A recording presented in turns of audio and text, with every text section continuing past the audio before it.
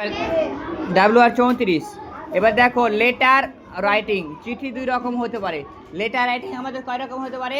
দুই রকমের। ফার্স্ট হয়েছে আমাদের কি অফিসিয়াল লেটার। অফিসিয়াল লেটার মানে কাজের ক্ষেত্রে যে লেটারগুলো আমরা ব্যবহার করি, ধরে স্কুলে বা কোনো অফিসে আমরা কাজ করি, সেই অফিসে চিঠি লিখবো, ঠিক আছে। কাজের অফিসিয়াল লেটার মানে কি, যেগুলো আমরা কাজের ক্ষেত্রে অফিসে বা স্কুলে ব্যবহার করি তাদেরকে অফিসিয়াল লেটার বলা হয়। হ্যাঁ, বুঝে গেলো? আর সেকেন্ড হচ্ছে আমাদের কি প্রাইভেট লেটার। প্রাইভেট লেটার মানে ব্যক্তিগত চিঠি। ব্যক্তিগত চিঠি কেমন? যে আমি আমার বন্ধুকে চিঠি লিখলাম, আমি আমার ভাইকে চিঠি লিখলাম, আমি আমার দাদাকে চিঠি লিখলাম, আমি আমার বাবাকে চিঠি লিখলাম, এগুলো না। যে আমার আমার বার্থডে আছে তো তোকে আসতে হবে, আমি আমার বন্ধুকে চিঠি লিখলাম, আমি কলকাতায় গেছিলাম, সে কলকাতায় আমি অনেক কিছু জিনিস দেখলাম, সে নিয়ে একটা চিঠি লিখলাম, প্রাইভেট লেটার। ওগুলোকে কি বলা হয়? প্রাইভেট লেটার, ঠিক আছে।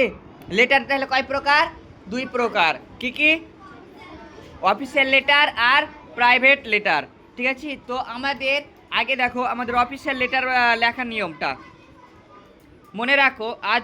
আজকাল অনেক ক্ষেত্রে টু দেখা না, তবে টু এর পরে কখনো কমা দেবে না। টু দেখে না আমরা আজকাল, টু দ্য হেডমাস্টার লিখি, ঠিক আছে। টু ওপরে আগে টু লিখি, তারপর নিচে কি লিখি?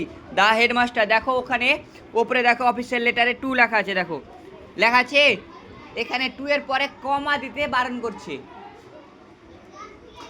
তারপরে হেডমাস্টার বা হেডমিস্ট্রেস ছাড়া অন্য ক্ষেত্রে অফিসিয়াল লেটারে ইয়োর্স ফেথফুলি লিখবে, নিচে তোমার নাম আর সার নেম সহ সই করবে। ইয়োর ফেথফুলি নিচে এবার তোমার নাম লিখবে আর সার নাম সহ। দেখো এখানে ইয়োর অবিডেন্টলি লেখা আছে, ইয়োর অবিডেন্টলি লেখা আছে, আছে লেখা।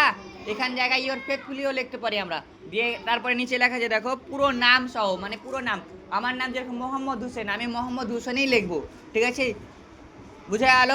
তো তোমার পুরো নাম মানে তোমার টাইটেল সহ লিখতে বলেছি এখানে, বুঝতে পারা হলো? এই সই বাঁ দিকেও দেখা যায়, এই সইটা বাঁ দিকেও দেখা যায়, ডান দিক বাম দিক এটা কোনো ম্যাটার নাই। হ্যাঁ, এবার দেখো প্রাইভেট লেটারের নিয়মটা।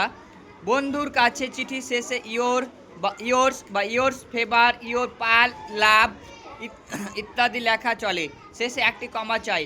বন্ধুর কাছে দেখো এখানে ইয়োর ডিপ, ডিয়ার্স ডিপ লেখা আছে না, ডিয়ার্স ডিপ। এখানে ইয়োর্স পাল মানে আমার প্রিয়, মাই পালস মানে আমার প্রিয় বন্ধু, মাই ডিয়ার পালস আমার প্রিয় বন্ধু। তারপরে এখানে কি বলছে?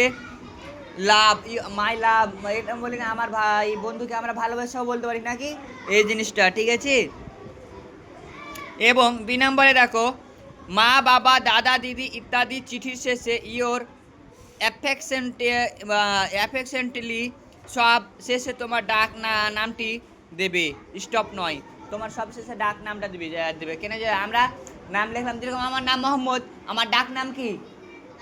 মামুন, ঠিক আছে। তো এটা আমি দিতে পাবো। হ্যাঁ, এবার মা বাবার চিঠির প্রথমে dear father, dear mother, dear aunt আত্মীয়র প্রথম অক্ষর বড় হাতের হবে, মানে ডিয়ার ফাদার। আমি বাবাকে চিঠি লিখলাম, তা কাকে কি লিখবো? Dear father. মাকে চিঠি লিখলে কি লিখবো? Deer mother. বা এবার আমি ধরলাম মামাকে চিঠি লিখলাম, ডিয়ার ম্যাটেরিয়াল আঙ্কেল। আমি ধরলাম মামিকে লিখবো ডিয়ার ম্যাটেরিয়াল আন্ট, ঠিক আছে। তো এগুলা কি? এবার আন্ট বা ফাদারের এফটা বড় হাতের হবে, মাদারের এমটা বড় হাতে হবে, ম্যাটেরিয়ালের এমটা বড় হতে হবে, আন্টের এটা বড় হাতের হতে হবে, ঠিক আছে। বুঝা গেল?